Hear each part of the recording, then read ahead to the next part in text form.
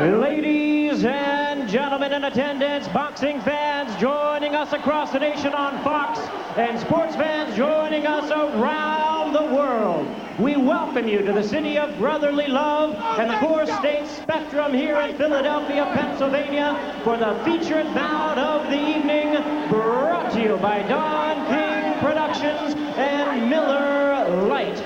This bout coming your way is sanctioned by the Pennsylvania State Athletic Commission, the chairman, former Philadelphia Eagle star and Hall of Famer Chuck Bednarik. Commissioners Andy DePaul, George Bucchetto, and the Honorable Yvette Payne, Executive Director Greg Serb. Physicians at ringside, Dr. Paul Steinberg, Dr. Alan Brackup, and Dr. Cato Lorenzen. Timekeeper at the bell, Jimmy Mina. Keeping count of the knockdowns, Jim Bruce. Introducing our judges, scoring this bout from ringside, Ron Greenlee, Carol Polis, and Adelaide Triplett. Introducing our referee in charge of this bout, and he will be giving instructions after the introductions, Frank Cappuccino. All right, fans, here we go with our main event of the evening, a heavyweight special attraction scheduled for 12 rounds of boxing. Introducing first on my left, fighting out of the blue corner, entering the ring wearing gold trunks with black trim and hailing from Grand Rapids, Michigan. He weighed in at 224 pounds. He is undefeated in his campaign as a professional with 20 wins, no losses, 2 no contests, with 6 wins coming by way of knockout. He is representing the long-time fighting family tradition. Please welcome the IBF #4 heavyweight contender and the current USBA heavyweight champion, introducing the undefeated Buster Mathis Jr.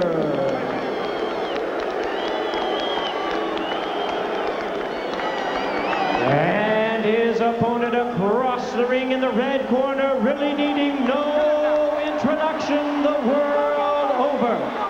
Entering the ring wearing his traditional black trunks and fighting out of Catskill, New York. He weighed in at 219 pounds with a record of 42 wins, only 1 defeat, with 36 big wins coming by way of knockout. He is the youngest ever to win a heavyweight title and the last to unify it in the ring by beating the champions of the WBC, WBA, and IBF. Currently ranked the #1 contender and continuing his quest to regain his titles, please welcome the former undisputed heavyweight champion of the world, the one, the only, Tyson. Once again, a referee in charge, Frank Cappuccino. Good evening, gentlemen. You were both given your instructions. Protect your side at all times. Touch gloves.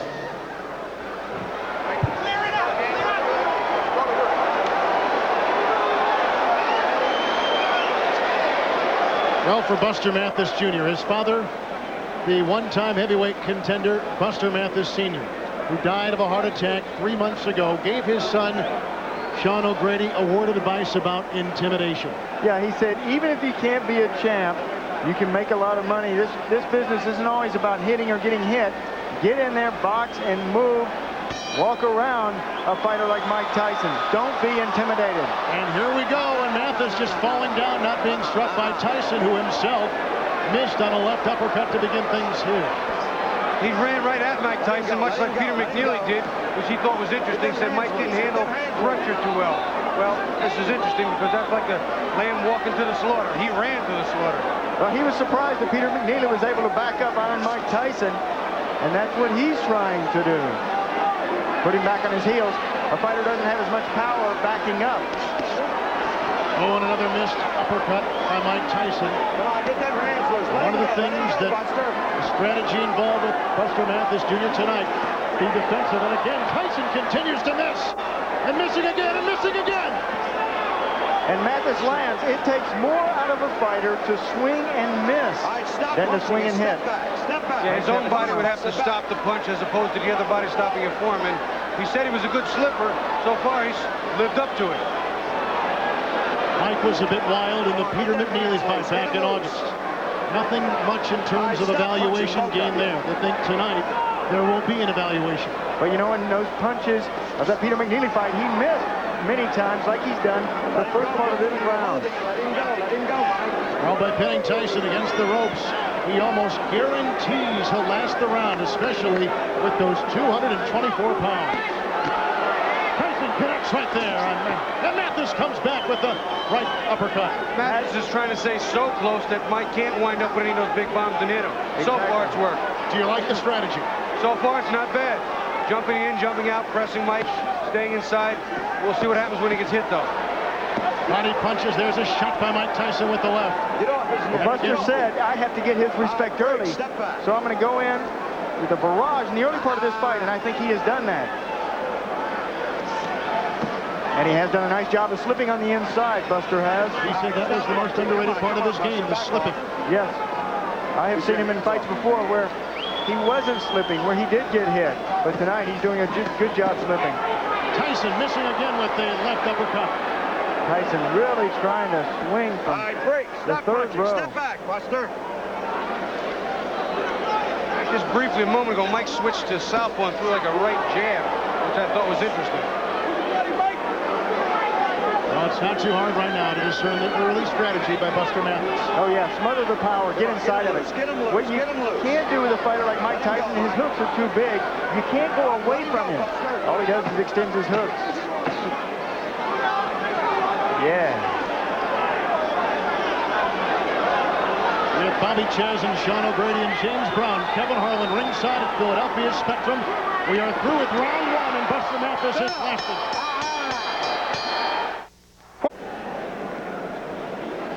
Mike Tyson is not sharp. Look at all these misses from him on the inside. Buster Mathis, there is a miss. Strike one, strike two. Buster Mathis doing a good job of rolling on that big belly that he has to try to avoid punches. Here comes Tyson now, connecting with the left jab and coming with the right, and again, he is crowded by Mathis. You notice that Mike this time, instead of coming out throwing hooks, which Buster can get under, came out jabbing, setting up the jab. Even a short man can be effective with the jab.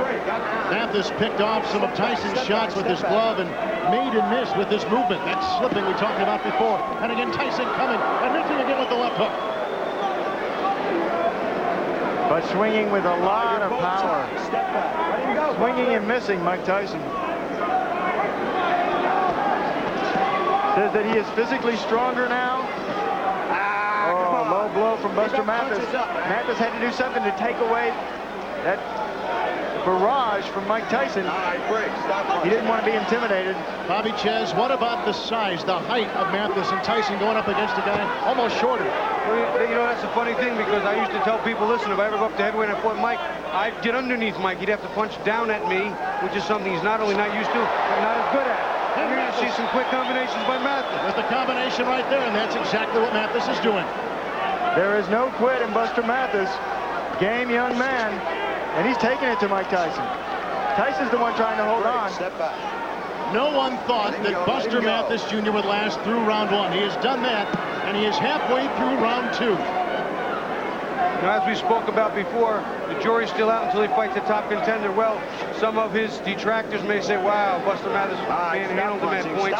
Mike isn't the Mike of old. Tyson misses again with the left. From the Now he southpaw connects with the stance. left, and he comes with the right. And Mathis comes back. Game kid. Buster Mathis loves the uppercuts.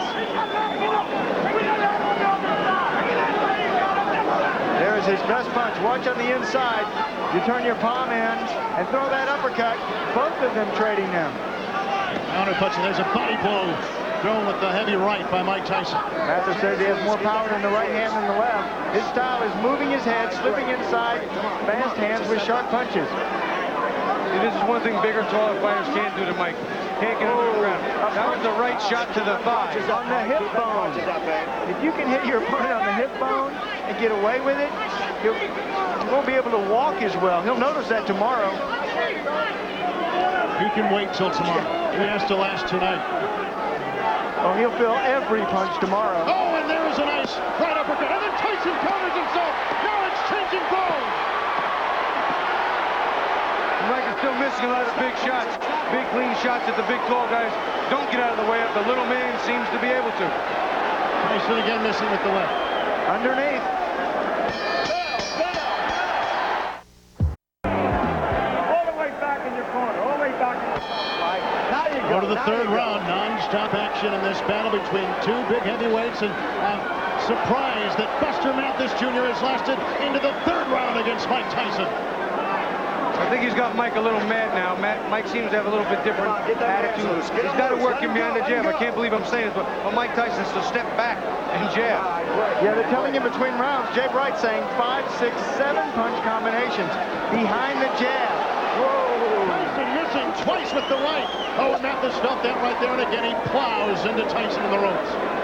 Tyson said, no matter what happens tonight, trust me, I'm going to give you something special. He's giving Buster Mathis a lot special.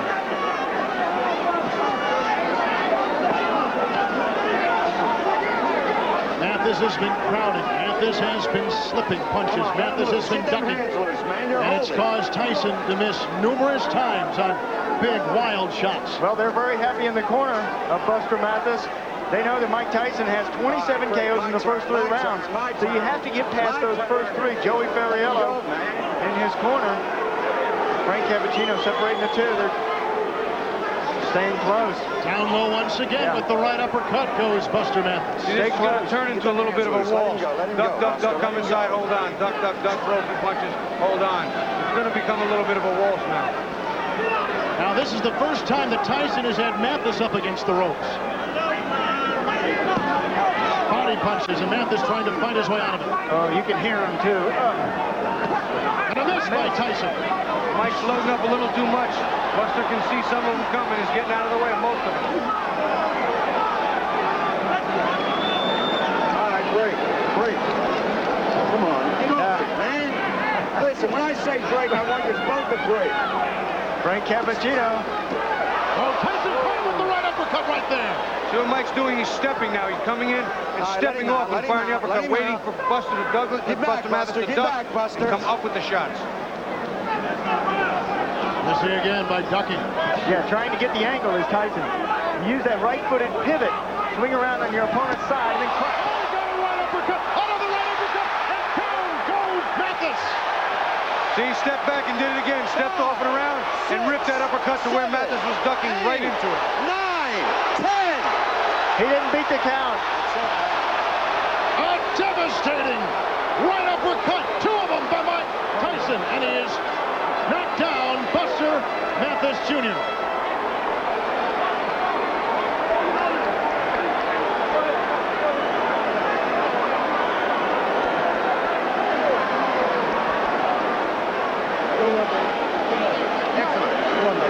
Well, no one thought that Buster Mathis Jr. would last 1 round. No one thought he would last 2 rounds. And almost no one gave him a chance to get into the 3rd, but that's what he did. Somewhat of a surprise here in Philadelphia, but Mike Tyson wins again. They know it, and he was laying all over. And we will be back with replays and interviews coming up after this, as Mike Tyson wins by TKO at 2:32 of the 3rd round. Italians do not live by pasta alone. So to celebrate their many loves, the Olive Garden created a combination of the best of Italy. The Tuscan Feast, just $11.95 for a short time. Experience garlic shrimp, the way it's prepared along the Mediterranean. Chicken and spinach manicotti, together with a sirloin steak grilled Tuscan style. With free soup or salad and breadsticks. The Tuscan Feast, just $11.95. So much to celebrate, so much to love. Only at the Olive Garden.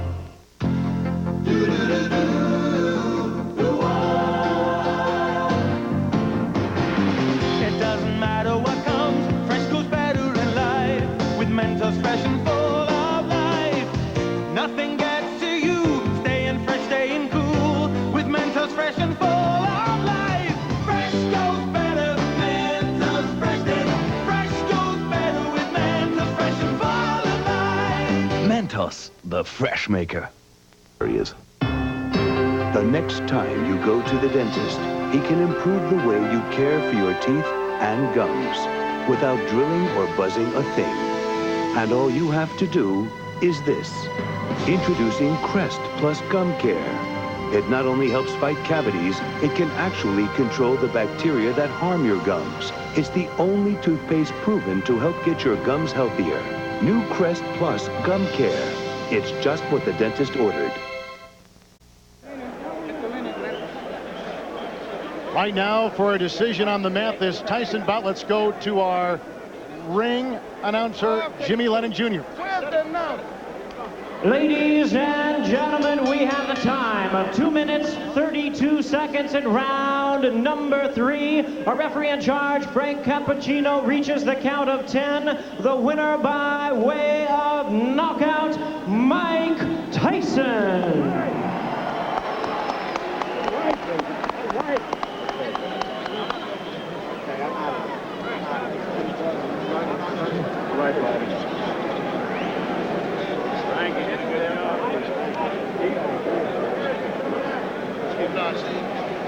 All right, right now, let's go inside the ring, a very crowded ring. Bobby Ches is standing by with Mike Tyson. Mike,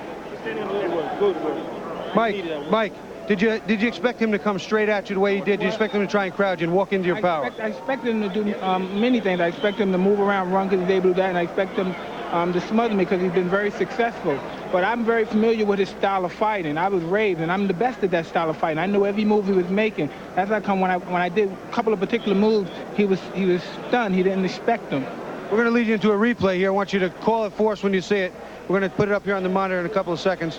Be a replay of the knockout. As you know, I made the move and I caught him, and I tried to catch him again, then I caught him off top of the head again. Then there's another one. The Jets glanced and really didn't hit him as hard as I anticipated to hit him. But I knew those punches would probably knock him out or hurt him severely because he didn't see the punches coming. You promised the people here in Philly something they wouldn't forget. I'm sure they didn't forget it. They gave you a great greeting when you came in. They received you very warmly. What's next? Is it Frank Bruno in March? Well, all praise be to Allah. I bear witness there's only one God, and Muhammad the Prophet, peace and blessings upon him, is his only prophet. And I'm just looking forward to doing well. I don't care who it is. I'm looking forward to fighting anybody. And I don't know about my outcome today, but, you know what I mean, I'm looking forward to fight for the title. I'm willing to fight any man. I'm not afraid of anyone. I believe I'm the best fighter in the world. And I like to say I love Monica, I love Gina, I love our little baby Raina, and Mikey. Mwah. All right, Mike. Family. I've been saying for 3 years the best heavyweight is finally back on the scene. God bless you. Good luck, pal. Don, what is next, Don? Well, he said he would fight anybody. Right now, we got Frank Bruno lined up for March 16th. We'll have a formal announcement tomorrow morning at around 10:30, and is on. He's going for the title now. He's undertaking the hard road to glory, to the undisputed championship of the world. And you've seen him tonight. It was good work for him, Bobby. The guy was smothering him, but the move was fantastic. Don, thanks again for a great promotion. We're going to go back to Kevin at ringside. Okay, Bobby, thank you very much.